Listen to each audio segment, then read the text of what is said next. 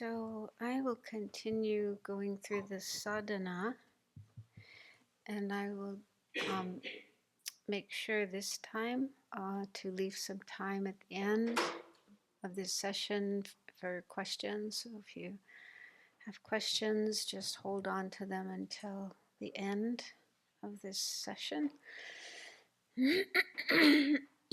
So where we left off was right after the 4 immeasurable thoughts. And there's another prayer called Special Bodhicitta. So again, bodhicitta, sometimes translated as the mind of enlightenment or the spirit of enlightenment.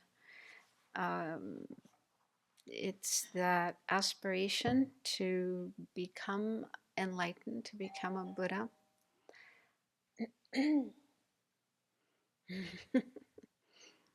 Somebody will get it.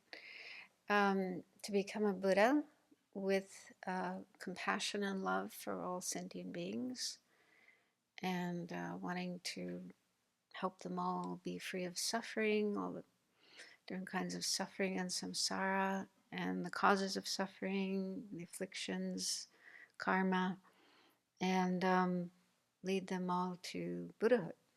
So that's the ultimate long-term goal. So you decide to take on that responsibility and create all the causes, do everything that needs to be done to reach enlightenment. So that's the meaning of bodhicitta.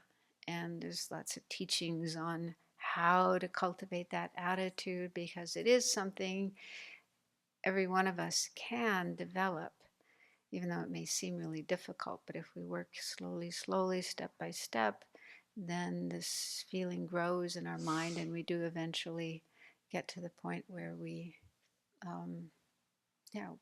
feel totally ready to work for enlightenment. So this verse is about generating bodhicitta. So it says, especially for the sake of all mother sentient beings. And this expression, I don't know, I think that's the first time it appears in this sadhana, but mother sentient beings is an expression, a phrase that is used a lot in Tibetan Buddhism. I'm not sure about other traditions of Buddhism, but it's based on a statement Buddha made about how all living beings have been our mothers, because we've had many, many lives before this one, and we've had many mothers, people who, or beings who played that role of giving birth to us and taking care of us when we were small and helpless. And so there's a whole meditation on contemplating the kindness of mothers. We can think of our mother of this life as an example. And most of us don't remember being born or being a baby, but that happened. Otherwise, we wouldn't be here. And we sometimes may grow up just being complacent, taking our mother for granted, like, well, she just did what she was supposed to do, but not really appreciating what she did for us. So there's a whole meditation on that, which is really beautiful. Just thinking, imagining ourselves as this little baby, and all the work that our mother had to go through. Some of you may be mothers yourself, so you know firsthand what it's like to raise children. A lot of time, a lot of energy, a lot of work. And so just thinking of what our mother did for us, especially when we were small and completely helpless, like couldn't do anything for ourselves, couldn't move our bodies, couldn't eat, couldn't get food for ourselves. So we were totally dependent on other people to take care of us. And in most cases, the one who does take most care of us is our mother. There's some exceptions to that, but and you could replace, if there was another person who did take care of you when you were small, you could think of that person. But just thinking of the caregivers who took care of us at that time in our life, and just the immense kindness that they showed us. So get in touch with that, and then thinking about what the Buddha said, that okay, and in my last life, somebody else was my mother, and then before that, somebody else was my mother, and so on and so on and so on. And we've had so many mothers because we had so many lifetimes that everyone, every being, like everyone in this room, has been our mother, and everyone out there as well. So it's quite a powerful meditation. It's not easy to really accept. But if we can accept it, then it's really, really powerful for opening our heart. And just like when we receive kindness from somebody, like our mother, we just naturally feel gratitude and want to help her in return if she needs help. So we can get that sense that everybody has played that role, everyone has shown us that kind of kindness, then it's really a way of opening up our hearts and feeling, I must. It's just not a question of should I or shouldn't I, but I really must repay their kindness.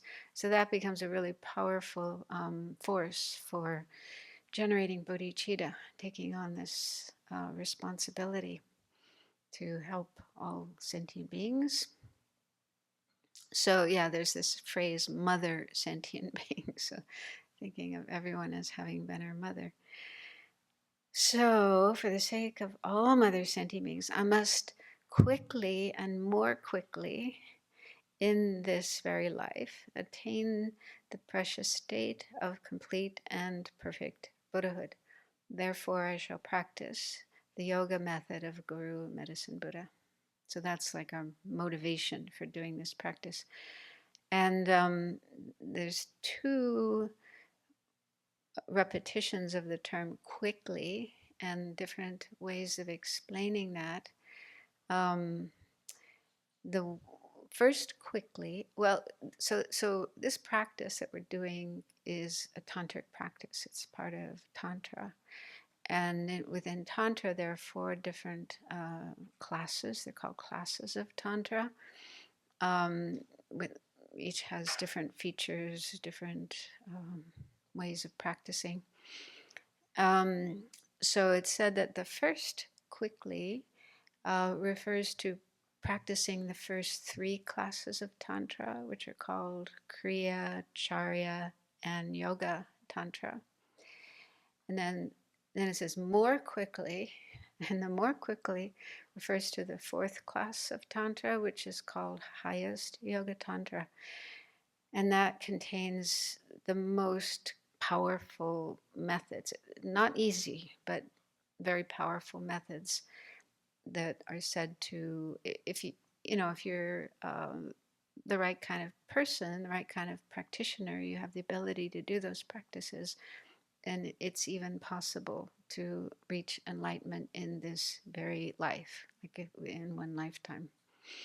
Although I've heard the Dalai Lama say that's extremely rare.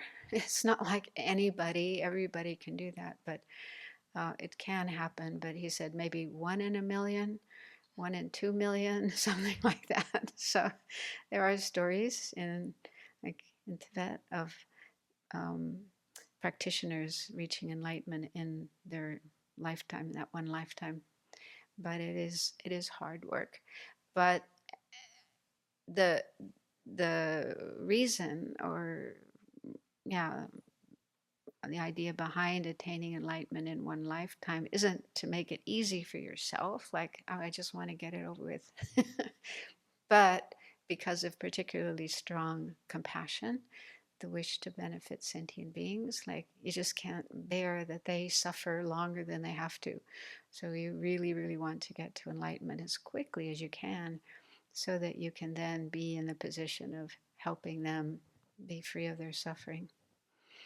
So that's the meaning of those 2 terms, quickly and then more quickly. But this particular practice belongs to the first class of Tantra, Kriya Tantra, Action Tantra. But you can still aspire, to go on and do practices of highest Yoga Tantra.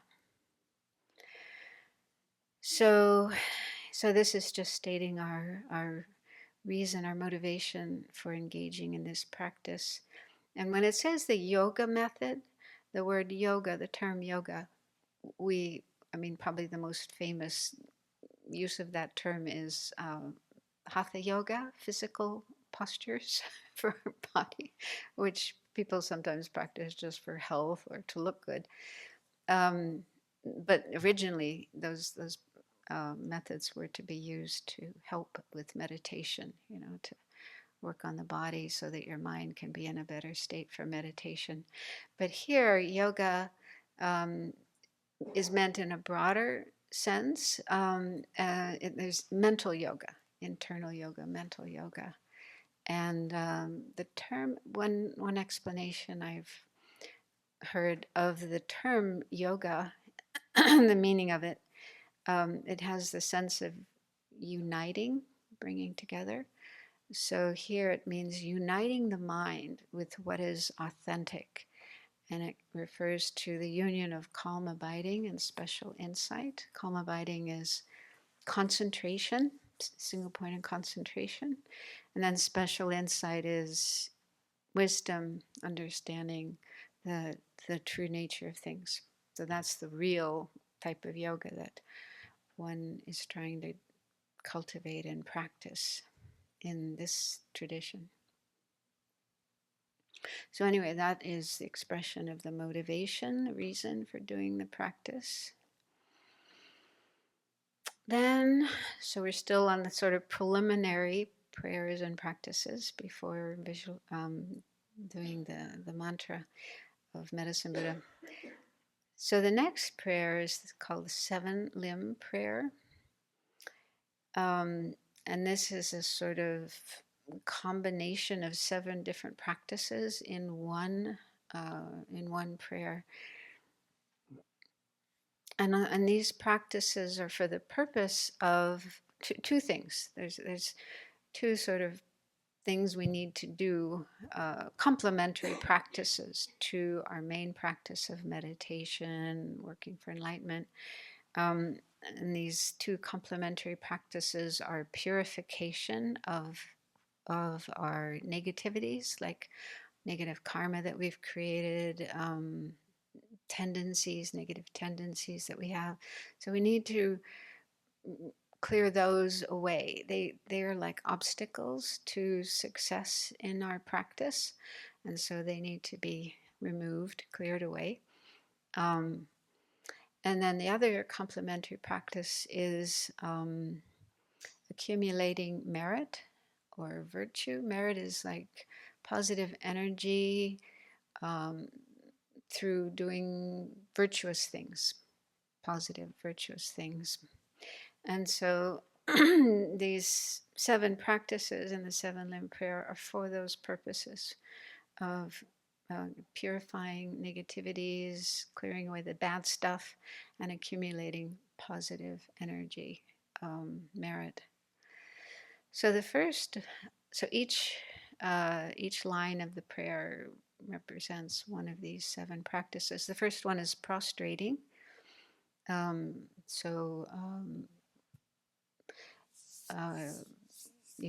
think you do the 35 Buddha practice every morning. Yeah, so you all have experience of doing prostrations to the 35 Buddhas.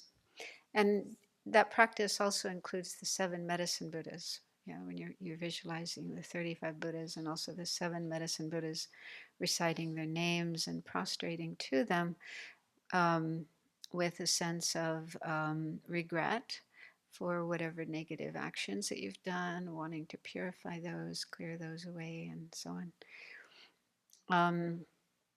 So the practice of prostration is mainly for that purpose. It's to purify, clear away negative energy, but it's also a way of accumulating positive energy. And actually, I think anytime we do a practice of purification, we also are creating merit because we're doing something virtuous, something positive. So it's accumulating merit, positive energy. And it's also said to be a good antidote to pride, arrogance, This is one of the afflictions where we feel better than other people. Sometimes we even feel better than teachers, even though they may know a lot more than us, have more experience than us, but we sometimes feel superior to them. So that's a big hindrance to spiritual practice. Needs to be cleared away. So bowing, physically bowing, and also um, prostration can be done with all three doors: body, speech, and mind. So body, we bow, either do half prostrations or full length prostrations, completely put our body on the floor. And then with speech, prostration with speech is expressing words of praise, pointing at, homage to the good qualities of the objects we're prostrating to. And then prostration with mind is having devotion, having respect, devotion uh, to the objects that we're prostrating to, because we see the excellent qualities that they have and we want to emulate those ourselves. So we can use all three doors, body, speech, and mind, in the action of prostrating. So doing that is humbling ourselves and reducing our pride, our arrogance. Then the second is offerings. It says present clouds of every type of offering, actual and mentally transformed. Actual offerings are those that we put on the altar, like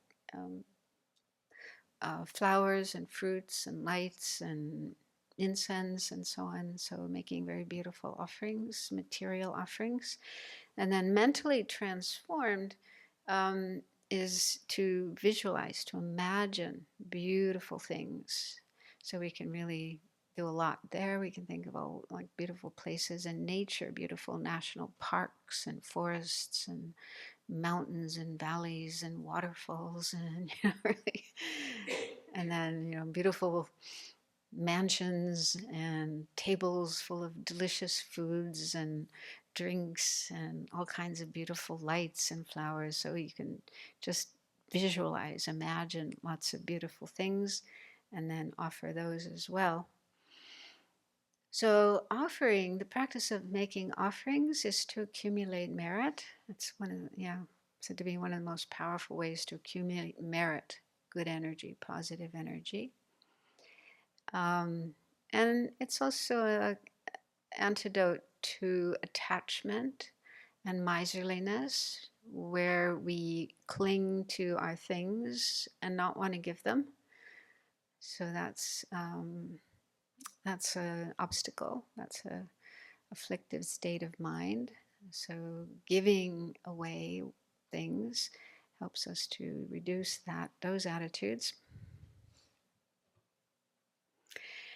Third is confession. So that's like the practice of 35 Buddhas you do in the morning. So confessing our destructive actions, our non-virtuous actions that we've done in the past or we still do in the present. And we don't have to remember exactly everything we've done. We may not remember everything we did in this lifetime and also our past lives. Most of us don't remember things we did in past lives, but we probably did some bad stuff. So we can just guess, and think whatever negative actions that I have done in this life, as well as my past lives, I realize these are harmful to others, but also harmful to myself. They are the cause of suffering. If I don't purify them, I will suffer, which I don't want. So I want to purify and clear those away. So it says here, all my destructive actions accumulated since beginningless time. So in all my past lives, anything I've done that was non-virtuous, destructive, harmful, I confess with regret. So that's for the purpose of purifying, clearing away that negative energy. And then the next one is rejoicing. So this is to feel happy about virtuous actions that are done by, here it says, holy and ordinary beings. So that can include Buddhas, bodhisattvas, spiritual practitioners who are able to do really immense, wonderful, fantastic virtuous actions, but also just ordinary beings, including oneself. So we also have to think of our own virtuous actions, the good things that we have done in the past, the good things we are doing at present, like keeping vows, keeping precepts, making offerings, meditating, helping, offering service. So just appreciating all the good that is done by everybody and rejoicing in that. So that is also a way of creating merit, virtue. And it's said to be kind of an easy way to create virtue, a lazy person's way to create virtue. Because if you rejoice in the things that other people are doing, even if you're not doing it yourself, then you get merit. So that's no excuse, to just lie in bed and rejoice and everybody else is getting up early and doing meditation. But it's helpful if you're sick or you're injured and you can't do certain things. You can still create merit by rejoicing in what others are doing. And it's a really beautiful state of mind just to think about, oh, all these people doing good deeds. I'm really happy with what they're doing. And the happiness comes because you know that those actions are virtuous, and virtue is the cause of happiness. So they're creating the cause of happiness, and they're probably also benefiting others by their actions. So the virtuous actions they're doing are good for themselves and good for others, good for everybody. So with that understanding, feeling joyful, rejoicing in those virtues. And it's an antidote to jealousy. So we sometimes feel jealous of other people that may be doing more than us, or seem to have better qualities than we do. Like we may struggle to sit still in meditation. It's really hard to sit still, really hard to keep our mind focused, and we look at somebody who's sitting completely still for a long period of time, looking really peaceful. And we feel jealous. Or somebody may be more generous than we are, whatever. If we perceive good qualities in others and then compare and think they're better than me, and then instead of rejoicing and being happy about that, we feel jealous, we feel resentful, and we kind of want to push them down instead of encourage them. So jealousy is a really ugly and painful, really painful state of mind to feel that. And so this is an antidote to rejoice in that, what that other person is doing or the good qualities that they have, even though it may not be what we really feel in our heart. It's hard to just switch totally 180 degrees from jealousy to rejoicing. But if we just try to say the words to ourselves, I'm really happy that that person is able to sit for 1 hour without moving and look totally peaceful. That's wonderful. Yeah, really, really wonderful. I'm really happy for them. So even just to try to say those words, fake it, fake it. You'll probably notice it's kind of a nicer state of mind. It just feels right. It feels like, yeah, this is the right way to think. And then slowly making yourself familiar with that way of thinking, it starts to become more natural and easier. So, yeah, rejoicing is very virtuous. So that's a way of creating virtue, merit. Next one is requesting the Buddhas and spiritual teachers to remain as our guide. It says, please remain as our guide until cyclic existence ends. So we are expressing our wish for the Buddhas and our spiritual teachers to not disappear, but remain and continue teaching and guiding and so on and so forth. So strictly speaking, we don't have to do this. We don't have to ask for that because they're going to do it anyway. The Buddhas are dedicated. The Buddhas are, promised to remain until all sentient beings are out of samsara. But it's for our own benefit that we express this, just to express our appreciation, to have a sense of appreciation of our teachers and of the Buddhas and the work that they are doing, so that we don't take them for granted and, lack that sense of appreciation. So that's a way of creating merit and also purifying any problems, negative energy that we may have created with relation to teachers, like sometimes getting angry at them or talking bad about them behind their back or having bad thoughts or whatever. So any lack of respect that we may have towards our teachers is purified by making this request. And then the next one is requesting that the Buddhas and our teachers turn the wheel of Dharma for sentient beings, meaning continue teaching the Dharma.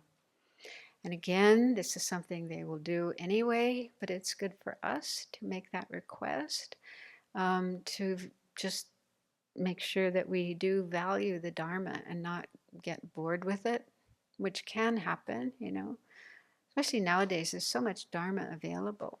And, you can be watching Dharma videos on YouTube 24 hours a day. So it's possible to get a little maybe bored, complacent with how much Dharma there is, and then lack appreciation for how precious the Dharma is. So that's not a helpful attitude to have. So this is the opposite to that. It's expressing our appreciation of the Dharma, valuing the Dharma, wishing that the Dharma will continue to be taught by our teachers, by the Buddhas, and so on, for the benefit of sentient beings.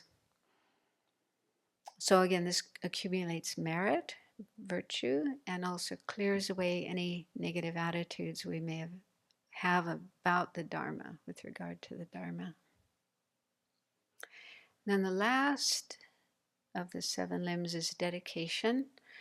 I dedicate all the virtues of myself and others to the ripening of the 2 bodhicittas and the attainment of Buddhahood for the benefit of all sentient beings.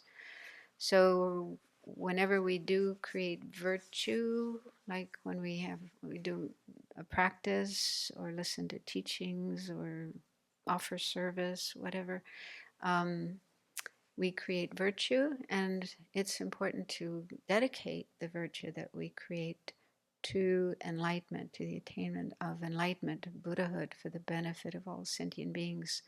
So it's said that that will sort of preserve that energy, that positive energy that we've created, so it doesn't dissipate, doesn't get lost.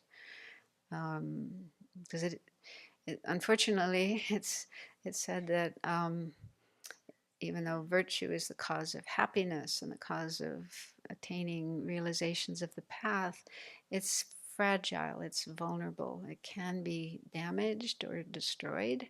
One way of that happening is anger, getting angry. So it said anger is particularly destructive, particularly negative.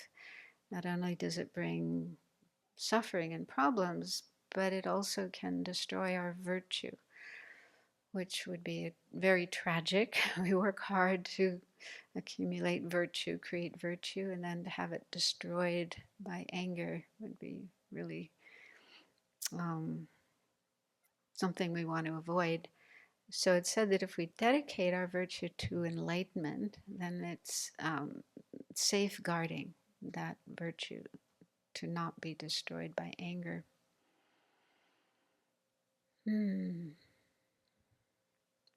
And so dedication is also a way of creating virtue. And, we create virtue and then we dedicate the virtue to enlightenment for the benefit of all sentient beings. So that sort of increases the virtue, increases the merit, and also um, preserves it so that it doesn't get damaged or destroyed. Okay, so those are the 7 limbs, and some versions of the 7 limbs are much longer, like there will be a whole verse or even several verses for each of the 7 limb, but this is a sort of compact version of the 7 limbs in just 7 lines. But it's good if you have time. This is something you can do on your own when you're practicing on your own. You can take time with each verse and really contemplate the meaning and really generate the meaning in your heart. Make sure you're doing it sincerely. And then the next is the mandala offering. So this is a special kind of offering. The word mandala means something like circle, and it's used in different ways. But here it refers to the universe as uh, understood in this ancient system of cosmology used in Buddhism. I don't know if it also, I think it may also exist in Hinduism prior to Buddhism. But yeah, there's this view of the world or the universe being kind of like a big pizza. This big golden ground, and in the middle is this big mountain called Mount Meru, and then the different worlds are arranged around that with seas lined with jewels and so on. So there's a whole practice where you visualize this and think this is the universe containing everything that's beautiful and precious and enjoyable, and you uh, transform it into a pure land, a Buddha land, and then offer that to the Buddha, to our objects of refuge, with the wish that all living beings can experience the pure land. So there's a long version of the mandala offering where you go through all the uh, items in the mandala. Here's just a short one. Mount Meru, the central mountain, the 4 lands around it, the sun, the moon. So you can just think of the world as you know it, and the beautiful things in the world, the precious things in the world, and offer that if that's easier for you. And then the second verse of this is called the inner mandala. It says, the objects of attachment, aversion, and ignorance, friends, enemies, and strangers, my body, wealth, and enjoyments, I offer these without any sense of loss. Please accept them with pleasure and inspire me and others to be free from the 3 poisonous attitudes. So here we offer the things to which we have attachment, people and things that we're attached to, and also the things we have aversion for. So our mind gets sort of afflicted with regard to those things. And ignorance, things we have ignorance about, which is just about everything. But we're particularly focusing on the things that our mind is kind of afflicted about, and then offering these with the wish that we and everyone else, all other beings, could be free from these 3 poisonous attitudes. So here we understand that those 3 attitudes are problematic. They disturb our mind and disturb our life and create problems and keep us stuck, trapped in the prison of samsara. So we want to be free of them. We want to help others be free of them as well. So offering the things, people, and things that we have these afflictions towards is a way of reducing them, cutting down on those afflictions.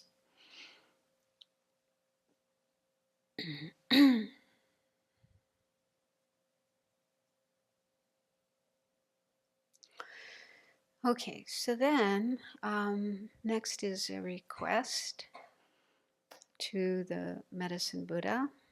I request you, Bhagawan. The term Bhagawan is another epithet for a Buddha, fully enlightened being.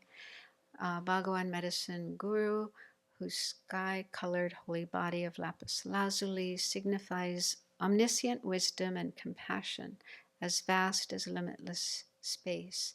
Please inspire my mind. So, as I mentioned earlier, a Buddha's mind is called a Dharmakaya, and that's just like a totally pure, free of all obscurations, negativities, and so on, and full of all positive qualities. So it's like the most perfected state of mind possible. So that's the real state of a Buddha is having that state of mind. And they don't need a body. By that time when you're enlightened, you don't need a body for yourself. You're beyond needing to have a body. But because the whole purpose of becoming a Buddha is to help others, to help sentient beings. And they can't see the Dharmakaya. Only other Buddhas are able to perceive the Dharmakaya and not ordinary sentient beings. So to benefit sentient beings, you need to appear in forms that they can perceive and relate to. So it's from within that state of Dharmakaya that out of compassion and out of wisdom, these different bodies appear, like Medicine Buddha or Tara or Chenrezig or any of the other Buddhas. These are forms manifested just for us, just for our sake, to be able to communicate with us and teach us and guide us. So so when we think of any body of a Buddha, like the Medicine Buddha, that body is as it says here, it signifies omniscient wisdom and compassion. So it arises from the wisdom and the compassion and the wish to benefit us and sentient beings. So we're requesting inspiration from the Medicine Buddha. Please help me to do the things I need to do to become like you, basically, to follow the path to that state of enlightenment as well. And then the next one says, I request you, compassionate medicine guru, who holds in your right hand the king of medicine. So the right hand is the one on the knee holding this called Arura plant or Mirabalan. I'm not sure the exact name. This is called the king of medicines. It's said to be a very powerful kind of medicinal plant. Symbolizing your vow to help the pitiful sentient beings plagued by the 404 diseases. Please inspire my mind.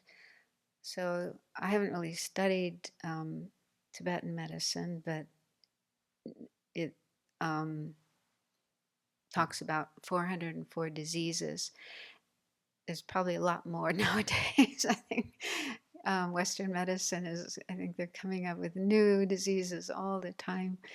So there's probably thousands of different kinds of diseases that afflict sentient beings. But anyway, this is according to the system of an ancient system of medicine.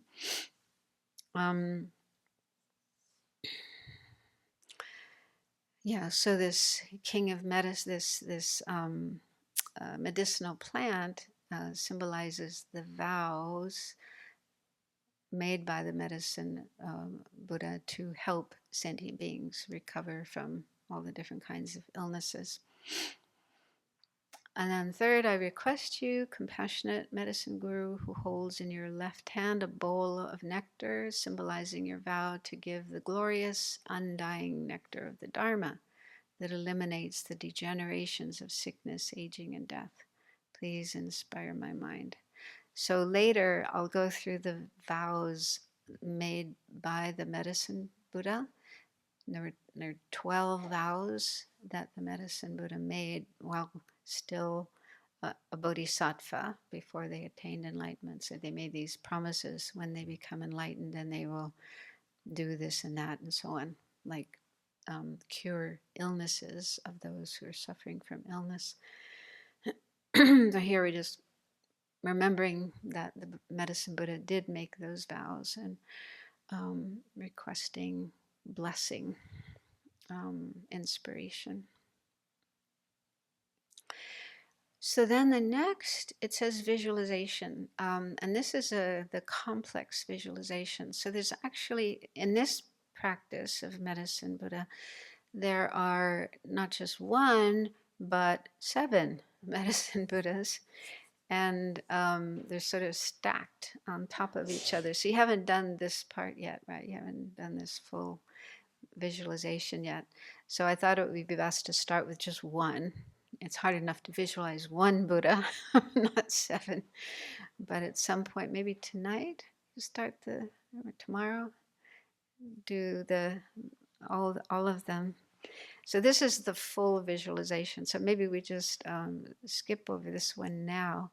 But yeah, there are there's 2 sutras about the Medicine Buddha, and one of them is just the main Medicine Buddha, the blue one, and his vows, the vows he made. And there's another sutra with 7 Medicine Buddhas. Each one of them also made vows. And so in this particular practice, you're visualizing all of the 7 Buddhas. And we have little pictures for you we'll hand out. It's this picture with all 7 of the Medicine Buddhas. So that, maybe we can do that one later. Start with the one Medicine Buddha, and we can add the others later. And each of these 7 Buddhas made vows about helping sentient beings. So let's skip down to the simplified visualization. That's the one you've done so far. Simplified visualization and request. So there you have the one Medicine Buddha above your head, the lapis lazuli colored one. And then you recite this verse, request 7 times. To the Bhagawan, completely perfected Buddha, having realized the ultimate nature of all phenomena. So having the wisdom that sees the true nature of all things, the emptiness of inherent existence of all things. Medicine Buddha, king of lapis light. It's another sort of epithet of the Medicine Buddha. I prostrate, go for refuge, and make offerings. May your vow to benefit all sentient beings now ripen for myself and others. I was thinking it should be vows rather than vow singular, because he did make 12 vows. So maybe we can change that and make it vows. May your vows to benefit all sentient beings now ripen for myself and others. And so the sadhana asks you to recite that 7 times. And then this is where there's a split between 2 different ways of doing the practice, depending on whether you received the initiation or not.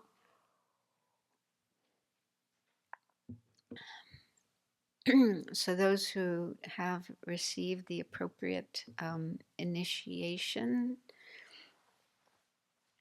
to be able to visualize yourself, it's called self-generation, visualizing yourself as the Medicine Buddha, then there's another practice you can do later. But here is the practice for those who have not received that initiation. So you have the Medicine Buddha above your head, and then you've made this request, and now you visualize white rays of light flowing down from the heart and the body of Medicine Buddha. So I like to think that the light, these rays of light, represent all the qualities, the realizations of the Buddha. You know, so their wisdom, their compassion, all the merit they've accumulated. So all the good stuff that the Buddha has is appearing in the form of light rays and flowing down and coming into your body and filling your body. Good to imagine it going to every part of the body, even the tiniest particles, the cells and molecules, atoms, subatomic particles. So your whole body just gets completely filled with this light, beautiful, blissful, radiant light. And you imagine that it purifies negative things. It says it purifies all disease, so any disease, any sickness that you may have. And then it mentions spirit harm. So some people may have some difficulty with that, but yeah, in many cultures, it's believed that there are spirits, unseen beings, you know, beings there are, they're sentient beings, but most people can't see them, but some can. Some have the ability to see spirits, and some of these spirits can be harmful, so they can cause problems. I'm not sure exactly what kind of problems they can cause. Or maybe we can think of ghosts. Maybe that would be helpful to think of ghosts. Yeah, some people have ghosts haunting their house and making noise at night and being destructive and, you know, creating a nuisance. So that's one one way of thinking of that. But yeah, I guess they can also cause physical harm. You know, make you sick. Maybe make your mind crazy. um, so, so if you're able to accept that that kind of thing exists, then you can think that any such harm is purified. And then the main thing is destructive karma and mental afflictions that cause these. So those are the main things to purify. So destructive karma means like actions we did in the past that were non-virtuous, killing, stealing, lying, harming others, and so on. Any of the 10 non-virtuous actions or any other kind of non-virtuous action we did in the past. So those actions leave imprints on our mind, and if those imprints are not purified, then they will be the cause of suffering in the future. So you want to clear that away. And then mental afflictions, so those include like the 3 poisonous attitudes: greed, hatred, ignorance, also jealousy, pride. So all afflictive states of mind, those are the things that motivate us to do non-virtuous actions. So they're the real culprit, the real problem, the real source, the main source of all our suffering. So just all that negative stuff in our body and mind, you imagine it purified. And then it says all anxiety, fear, and disturbing emotions are also purified.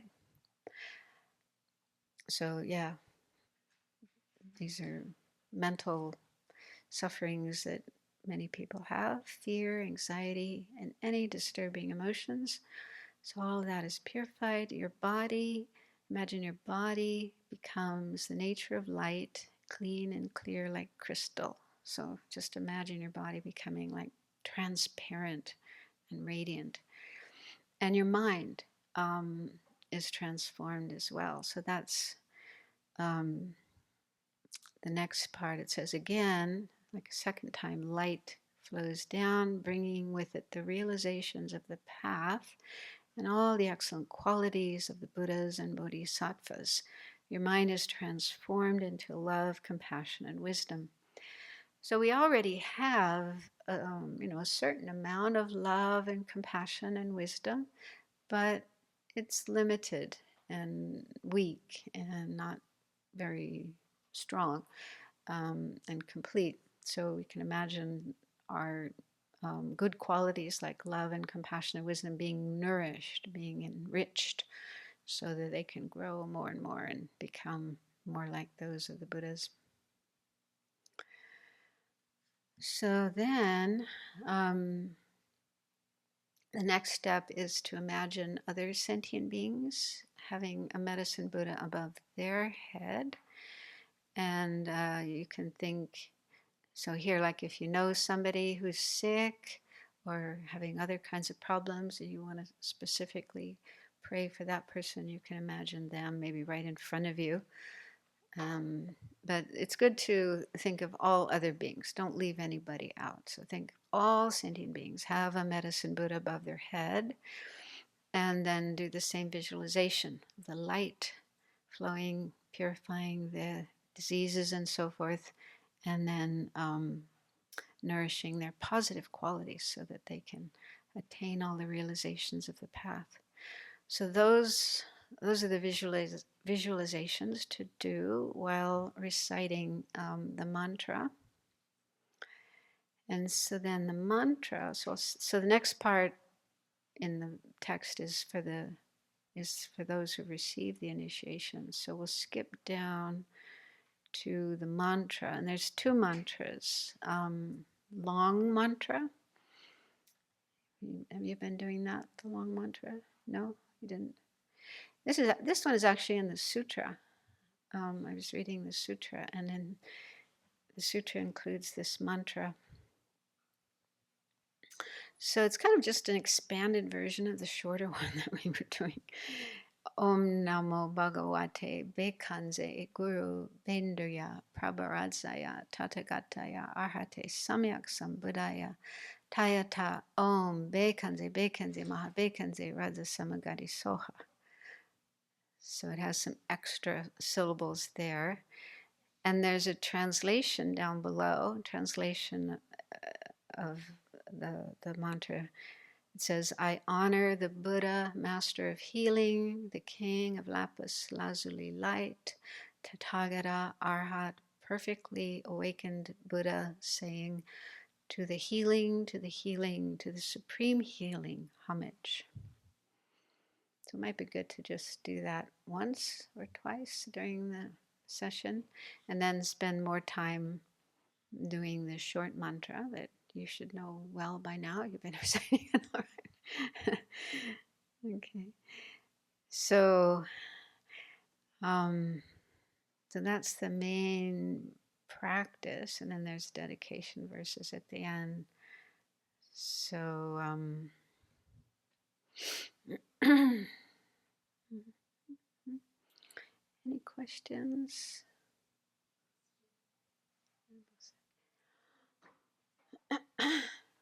It's here in italicized above the self-generation, but sometimes I forget to do the absorption at the conclusion. I kind of end it, dedicate, forget that the Buddha's still on the top of my head, and I just forget it. So right, and I just skipped over that. So so it says, at the top of page 4, the italic says, recite the mantra while doing these visualizations. So then you can spend as much time as you want, 5 minutes, 10 minutes, whatever, 1 minute.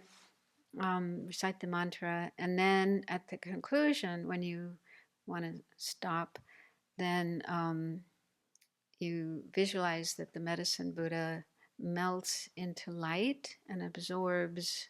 You can imagine the light kind of coming between your eyebrows. Some practices, it just comes straight down through the top of your head, but I've heard some lamas say that you should only do that if you've received highest yoga tantra initiation and you're doing highest yoga tantra practice. So some say that. So if you haven't had that kind of initiation, then you visualize the light coming between your eyebrows and then blessing your body, speech, and mind. You can pause there and just contemplate that as long as you want, and then do the dedication. Yeah, it's a little crazy here because you have to skip up and down. Takes a while usually to figure out these practices. The more you do them, then the more you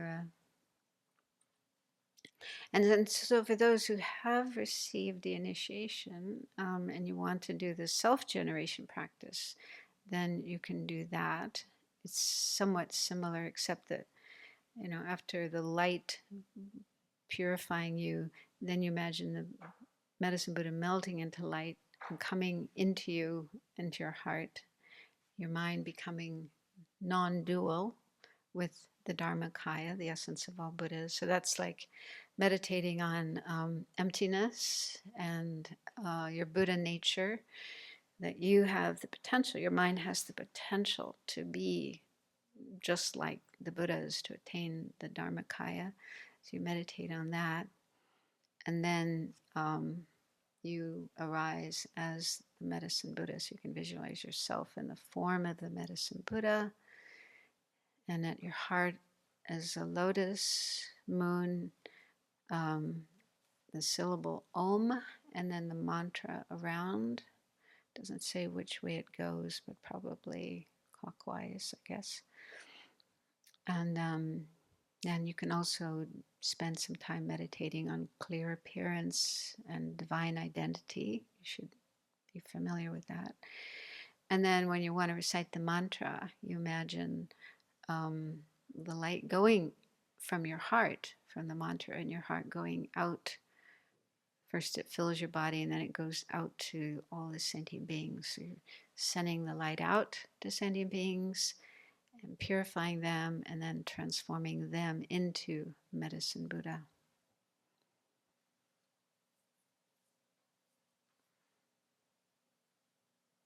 So there's some additional meditations you can do there. And yeah, while reciting the mantra. Any other questions?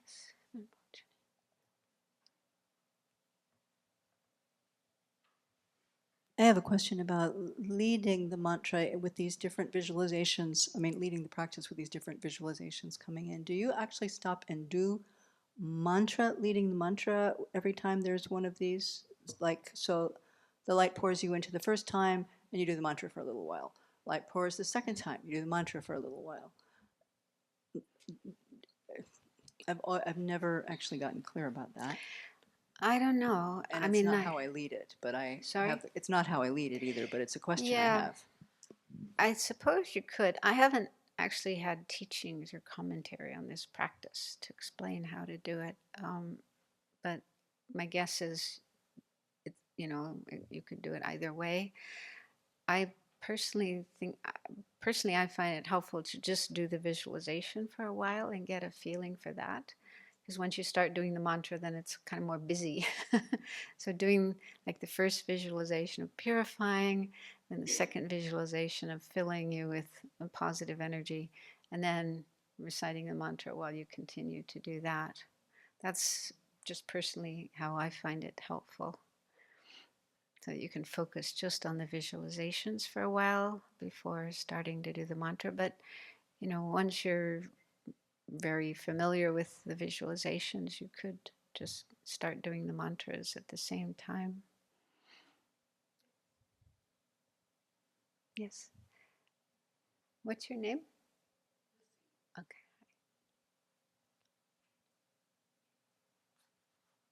Bit on. So going back to something you said last night and talked about a little this morning about the qualities of the Buddha. And there seems to be a lot written about imagining wisdom, compassion of the Buddha's mind, but not much about skillful means and power.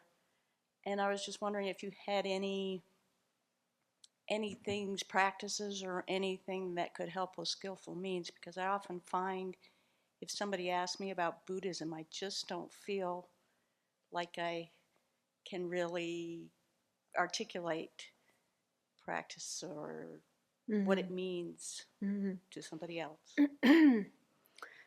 So you want to know more about the Buddha's skillful means? Right. How would we work on skillful means? How we develop skillful means? Right. How do we how would we develop it? We know, there's lots of practice and things for wisdom and compassion. What about skillful means? That's a good question. Yeah, I guess there isn't specific teachings on how to develop skillful means that I can think of. I'll have to think about it. I might come up with something. But one thing that comes to my mind, this is just my own thoughts and experience about that, is that our wish is, okay, so we want to become a Buddha and then help sentient beings, but we also want to help sentient beings now. We don't wait till we're Buddha and then help. So we want to help others now as much as we can. And that requires skillful means. We need, and I think of it as kind of a combination of compassion and wisdom. Because sometimes you have a lot of compassion, you really want to help. But if you're lacking in wisdom, then sometimes the things you do may not be very helpful and may sometimes make things worse. So it's good to have both compassion and wisdom. So the wish to help others, but also wisdom, intelligence, knowing what is helpful, what are the best ways of helping others, and that's unique for each person. What's helpful for one person may not be helpful for others. So I think the way I see it is the more we cultivate our compassion and the more we cultivate our wisdom, but also experience, trial and error, that's part of it as well. You try something and that doesn't work, it goes wrong. So then you learn from that and know better next time to do it differently. So part of it is by experience, part of it is also by observing others, especially teachers, how teachers behave with people, with disciples, and so on, how they do things.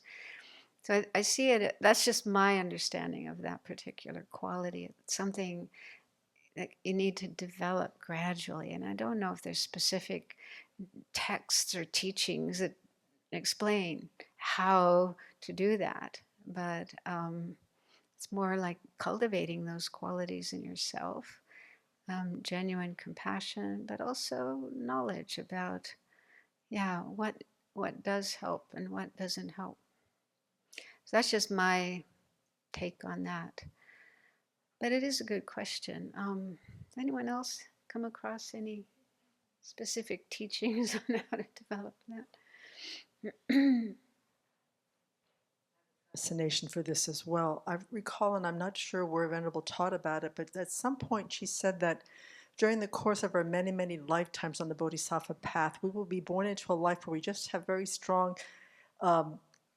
need to develop certain skills, like instead of comparing ourselves with who's stronger in this personality or this predisposition or this expertise, is that each lifetime, whatever presents itself as our, quote, predisposition, we can really utilize that to cultivate a level of skill in relationship to sentient beings, to see each life as a progression of learning how to benefit in whatever way we need to meet sentient beings. So to not think that, okay, so I'm going to be I'm going to be a forester this life. Well, okay, you can help a lot of sentient beings understanding the environment in which they live, and the next life maybe you're a philanthropist or a scientist or an artist. You can benefit sentient beings as Buddhists do in all forms.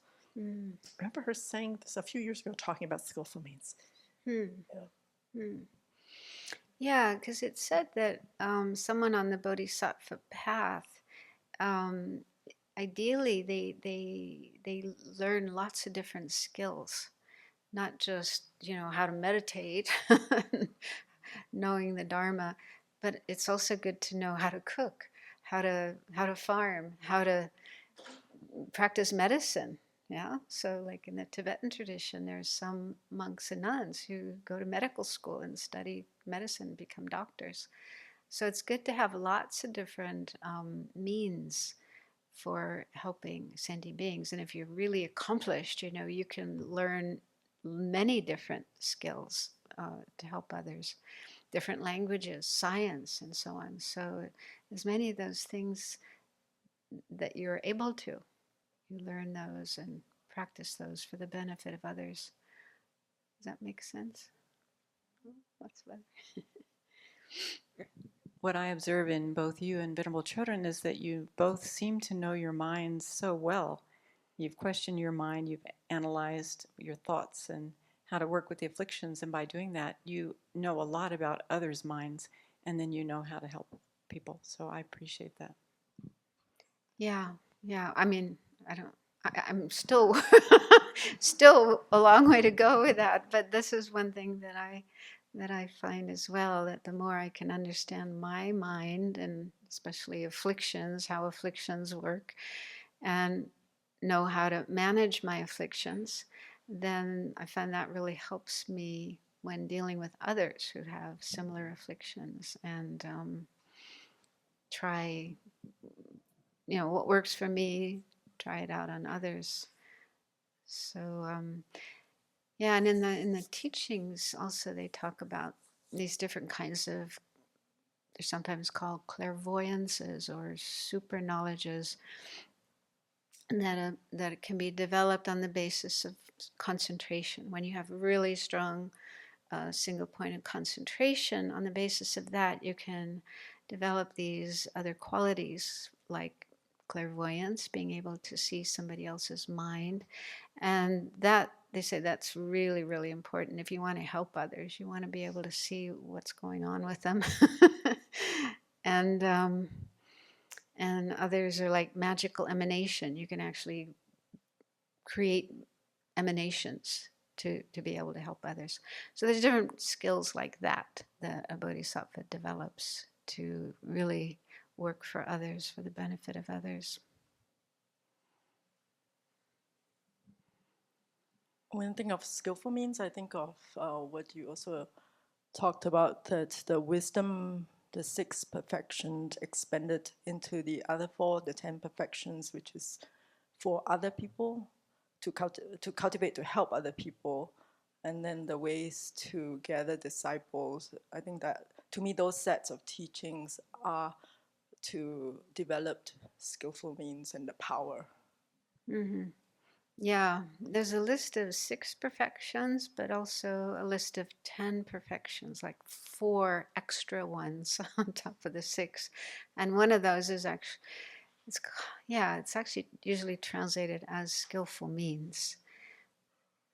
And it's considered, the extra 4 perfections are considered branches of wisdom, further developments of wisdom. And yeah, then there's also this set of 4 ways of helping disciples, attracting them and helping them. Like first you give them gifts, so that they want to come and hang around you more. And then you teach them the Dharma and you practice what you teach. Yeah, so those are also, part of skillful means. I thought I saw another hand. Oh, yeah. Wait a minute. The microphone needs to go back.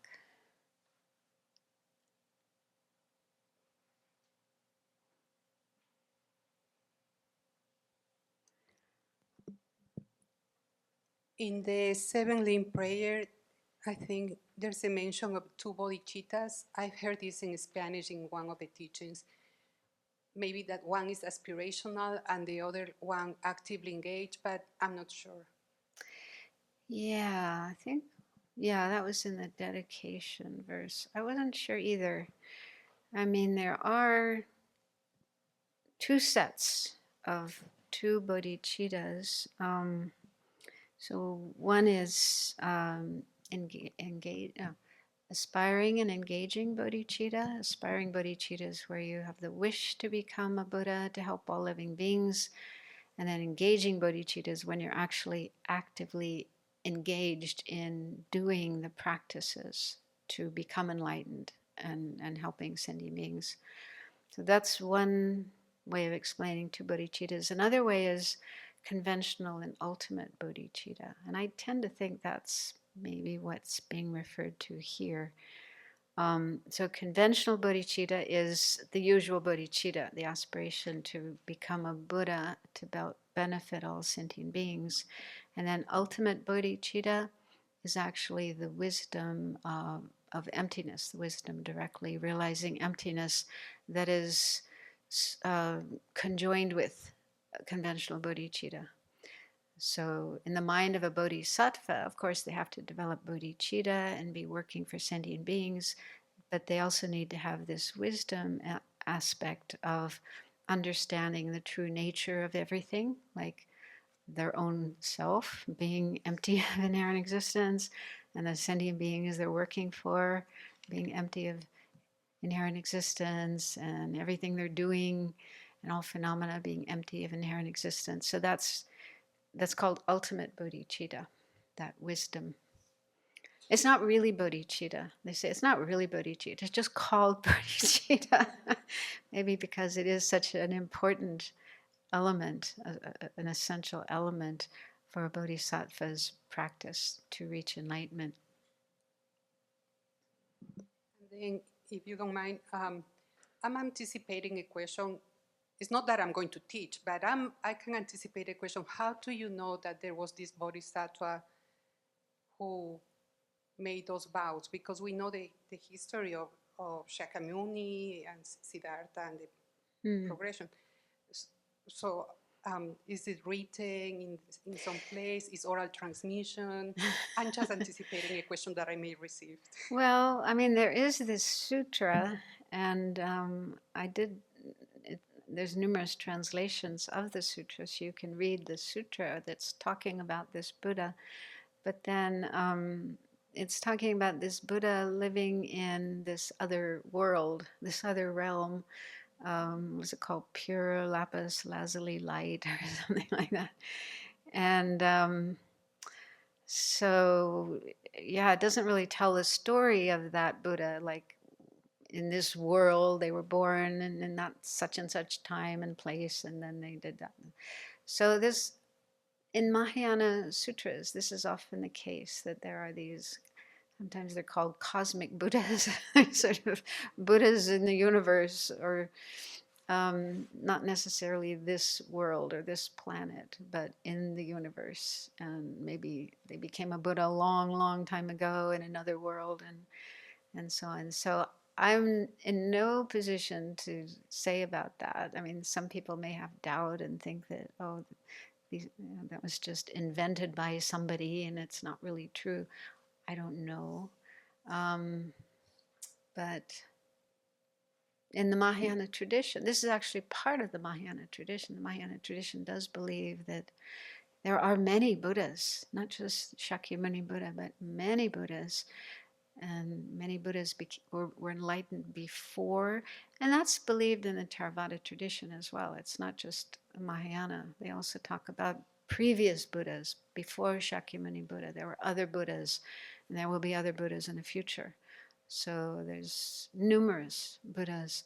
But in Mahayana Buddhism in particular, there's a lot of Buddhas that may not be recognized or known about in the Theravada tradition. So I just think, I don't know. I can't prove that this Buddha exists, but I also can't disprove that this Buddha exists. And if we practice, if we do this practice, we meditate on this Buddha and recite the mantra and so on and so forth, we'll probably experience some benefit.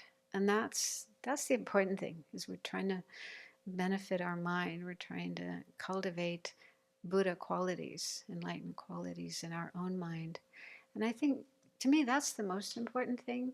And at this point, I can't be sure, 100% sure, one way or the other. But if I keep working on my mind and cultivating my mind, I figure one day I will know. One day I will know for sure. And I also trust my teachers. I really see that they have excellent qualities, amazing qualities in my teachers. And they believe that, in the existence of these Buddhas. And so it's like I can see the proof of that kind of belief, that kind of faith. And so that sort of keeps me going, just hanging on to them, being pulled along by them. Yeah. And it just, I mean, to me, it just sort of makes sense that enlightened mind, I mean, that is just so beyond my ability to understand. But yeah, if the mind becomes enlightened, and after so many lifetimes of cultivating love and compassion and wisdom and all this positive energy, that it has all these amazing abilities, and that mind can manifest in these different forms. To me, well, why not? I mean, even before enlightenment, people can develop that ability to manifest different forms. So this is explained in the text. It's one of the clairvoyances, one of the super knowledges, that you can manifest different forms. So even ordinary beings, ordinary people can do that. So why not a Buddha, a fully enlightened being, being able to manifest in these different forms, appear in these different forms in order to help different beings? I mean, in the past, I used to have a lot more doubt. I found that some of these things are really difficult to believe, but I found as time goes on, I learn more, practice more, then my doubts kind of dissolve, become not so strong. I mean, the Buddha did say not, he didn't want us to have blind faith, blind conviction, but, we should investigate. But some things are hard to investigate. Some things are hard to be sure of, at least at this point in time. So I just figure, well, there's some things I can be sure of. And one thing I can be sure of is that if I cultivate good qualities, if I cultivate love and compassion, and I practice ethics and patience and these kind of qualities, I am a happier person. I am a better person. I can see that it benefits me, benefits the people around me. So I want to keep doing those things because I can see there's tangible benefit. So I think, well, if this much is true of what the Buddha taught, then maybe other things are also true. Kind of helps me to have more confidence in other aspects of the teachings of the sutras. So that was kind of a long answer. I don't know if you wanted all that information, but on the one hand, it is good to have doubt and investigate, but not get stuck. It isn't helpful to get stuck in doubt and think, well, I just don't know if there's medicine Buddha or not. And maybe it's just a waste of time to visualize and do that mantra. So maybe I won't do it. I'll, go to the mall instead. So, I'm not saying you're doing that, but I'm just saying, this is what can happen if you get stuck in doubt. It can actually immobilize you in your practice. So you just can't go forward in your practice and maybe give it up altogether. So just to see that danger, I don't want to go there. So just, practice what you feel good about and what you find beneficial and that you do have confidence in. And with other things, just think, okay, maybe it's true, maybe not. I don't know at this point in time, but I'll just do what is beneficial.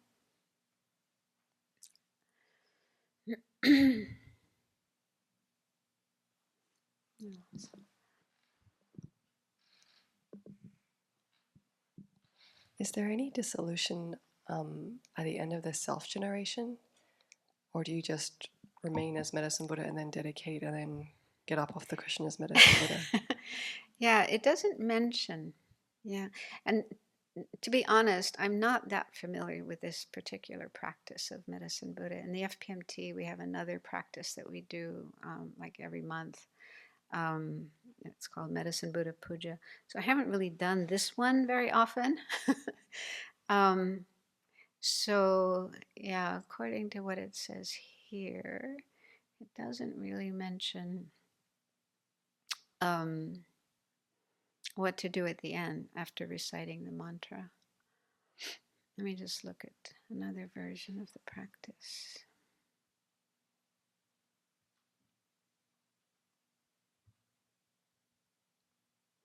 Because Venerable Children did make some changes to this practice from the way it was in FPMT version. So I'll just look at the original one.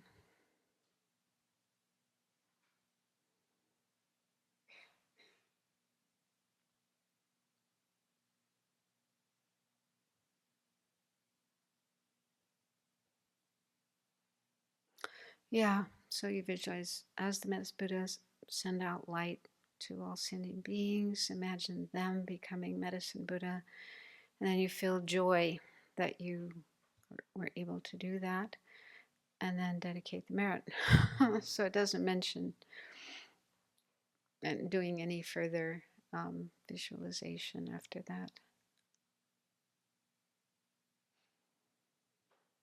Yeah, so there's lots of different ways of doing practices, and I think these practices or sadhanas are composed by different Tibetan masters, to give a practice for their students and followers, to be able to get the benefit of this practice, connecting with the medicine Buddha.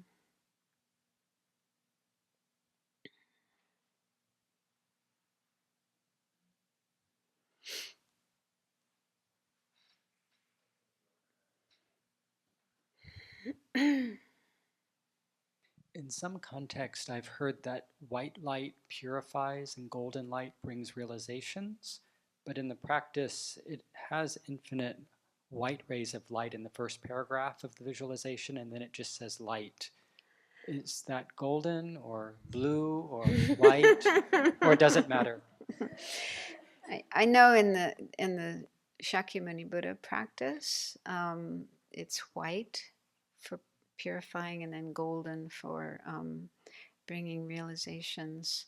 But I don't think that has to be done in every other practice. So, it depends on the deity, the particular Buddha, and what color they are, and so on. So it could be different colored lights. So it doesn't say golden here. So maybe it's better to just keep it as white light.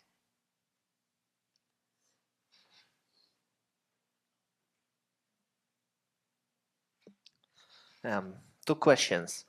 As I'm going through the practices, like sometimes it's hard to have a feeling towards the visualization, like to have a sincere feeling of like joy or love. Like, is that still effective? Because I'm like, okay, trying to see what to visualize, what to do, what to say. It's like a lot is going on. Yeah. That's typical. Yeah. So, what happens sometimes, here we're in the situation of doing a retreat, so you have the chance to do the practice 4 times a day. But some people might go into retreat for a long period of time and recite many mantras, and they may go over months or even years doing the practice and a number of times every day. So in that kind of situation, you get more familiar with the practice. It starts to get easier, and things just go like that. And then you're able to get more of the feeling with it. In the beginning, you're just trying to figure out all these different things. It's very complicated. So that's it's only day 1. Maybe by day 5 or 6, then you'll be more skilled at it and able to get the feeling. But don't worry, that again could be an expectation. I should be able to have these good feelings in every session and every moment. Sometimes it happens and sometimes it doesn't. So try not to be too concerned about that and upset if it doesn't happen. Second question, because you mentioned that at some point there was mention of like spirit harm or harm in general. Isn't that due to karma, though, to negative karma? Like whatever harm we experience, that's the result of negative actions? Right, yeah. So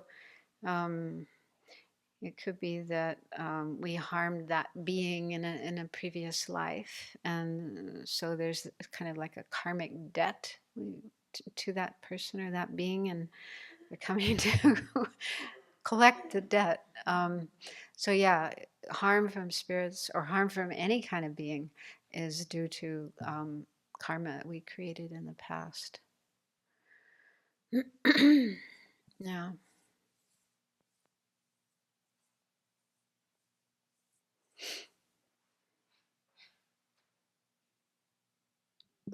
this will be the last question. It's not a question, just in my notes, I have that there is a sutra of skillful means in the Lotus Sutra, chapter 2, but I've never studied that sutra. The Lotus Sutra, chapter 2, is called the Sutra of Skillful Means. Yes, but that's yeah. in my notes, but I have no... Well, I can look it up. I have it on my computer, Lotus Sutra. But yeah, it's a pretty common term, skillful means. So there could be other sutras as well which talk about that. I'll see if I can find some more information for tomorrow.